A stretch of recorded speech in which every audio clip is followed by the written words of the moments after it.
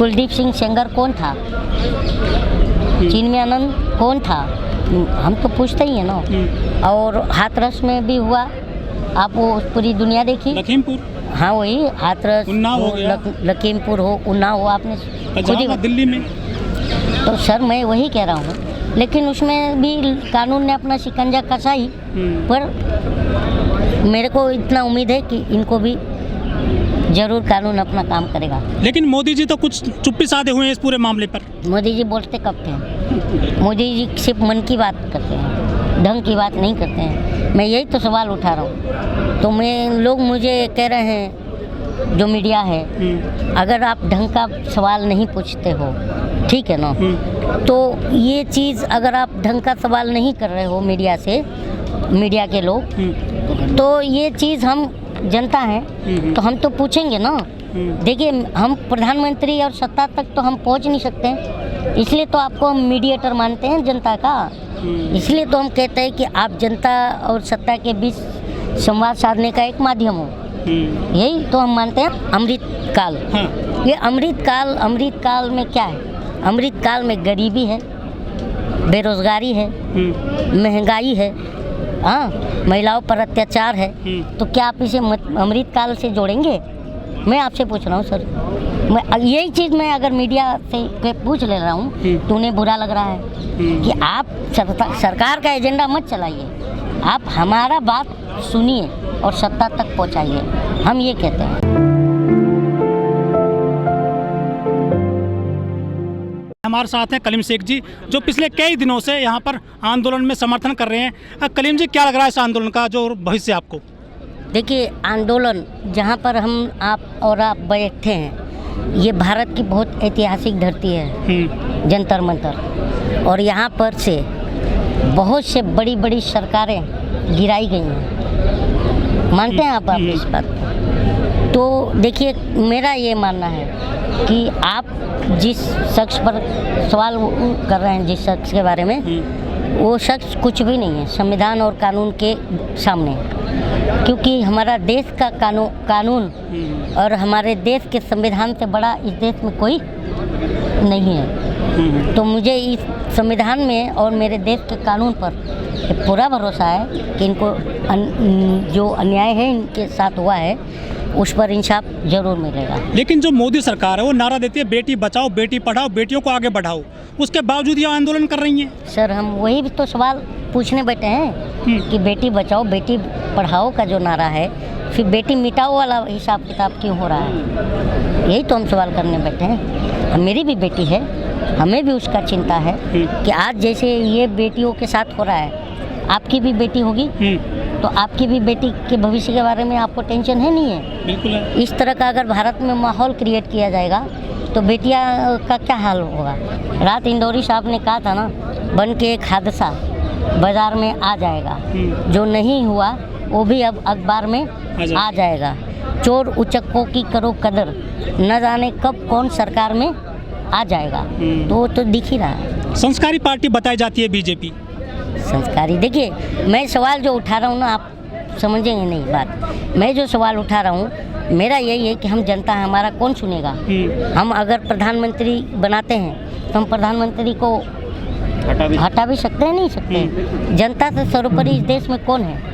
मैं तो किसी पॉलिटिकल पार्टी का लीडर भी नहीं, कार्यकर्ता भी नहीं। बीजेपी के मजबूत नेता हैं ये तो मैं मानता हूँ कि जिसने प्रधानमंत्री को भी मजबूर कर दिया है। तो प्रधानमंत्री कहता है कि मैं मजबूत हूँ, तो मैं तो अब तो ये देश देख रहा है ना कि आप मजबूत नहीं, मजबूर सरकार हो। सही बात। लेकिन 100वां एपिसोड होता है जब मन की बात का, तो ब्रजभूषण अपने फार्म हाउस में हजारों लोगों को इकट्ठा करते हैं वहाँ पर। तो करना ही पड़ेगा ना सर। एक बात बताइए, ये चंडीगढ़ के पीजी कॉलेज में क्या हुआ? आप मीडिया से हैं, मीडिया के बंधु हैं, तो यही चीज़ है, ज़बरदस्ती अगर आप बंधक बना के जनता को मन की बात सुनाओगे तो जनता तो अब तुमको 24 में बताएगी कि मन की बात कैसे की जाती है। लेकिन ये किसान और मजदूर जो लड़ाई लड़े थे 13 महीने दिल्ली के बॉर्डर पर, वहाँ रोटी की लड़ाई जीत गए थे, क्या बेटी की लड़ाई जीत पाएंगे?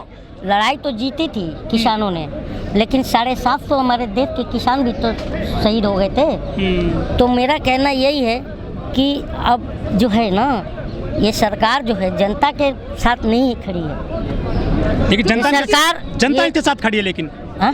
जनता तो बीजेपी के साथ खड़ी है। अब जनता ने बता दिया ना, कर्नाटक में शुरुआत तो कहीं न कहीं से हुआ है ना, कि जनता ने बता दिया है कि हमें धर्म, जात और नफरत की राजनीति नहीं चाहिए। हमें क्या चाहिए? हमारे बच्चों को शिक्षा, स्वास्थ्य, रोजगार। स्वास्थ्य की हालत आपने देखी है लॉकडाउन के अंदर, कि ऑक्सीजन की कमी से लोग मरे और गंगा में लाशों को नोच रहा था, हमारे कुत्ता नोच रहा था हमारे देश के जनता का लाश। तो कहने का मतलब यही है ना कि उनका विधि विधान से दाह संस्कार होना चाहिए, नहीं होना चाहिए। और इस देश का संविधान भी कहता है कि अगर कोई किसी का भी कोई सहारा नहीं है और अगर वो रोड पर मर जाता है तो सरकार उसका विधि विधान से दाह संस्कार करती है। ये हमारा लोकतंत्र कहता है, ये संविधान कहता है। करणी सेना, शिवसेना, हिंदू युवा वाहिनी, ये बेटियां बचाते हैं, त्रिशूल लेकर चलते हैं, तलवार निकाल लेते थे रामनवमी में। ये किसकी बेटी बचाते हैं सर? ये आप उनसे पूछिए इस बात को। कुछ आपको पता होगा सर? नहीं ना सर, आप पत्रकार हो, आप पूछेंगे जिस तरह मुझसे पूछ रहे हैं उस तरह उनसे भी पूछिएगा। कैसे संगठन है सर वो? कि आप ये बेटियों के रक्षा में क्यों नहीं आ रहे हैं? आप जैसे अभी प्रधानमंत्री ने बजरंग दल को बजरंगबली से जोड़ दिया था, तो आप उस बजरंग दल से पूछिए कि बजरंगबली माता सीता की रक्षा करने के लिए श्रीलंका चले गए और श्रीलंका जाकर के सोने की लंका जला दी सीता माता के लिए, उनकी रक्षा के लिए। तो ये भी तो आज बेटी हैं, ये भी देश की सीता हैं, तो इनकी रक्षा करने की कहाँ है वो लोग? कहीं दिखे आपको? लेकिन सर इनकी दो बहनें हैं, एक डीएसपी है हरियाणा पुलिस में, एक जो बीजेपी में है, वो भी तो नहीं आ रही है समर्थन करने के लिए।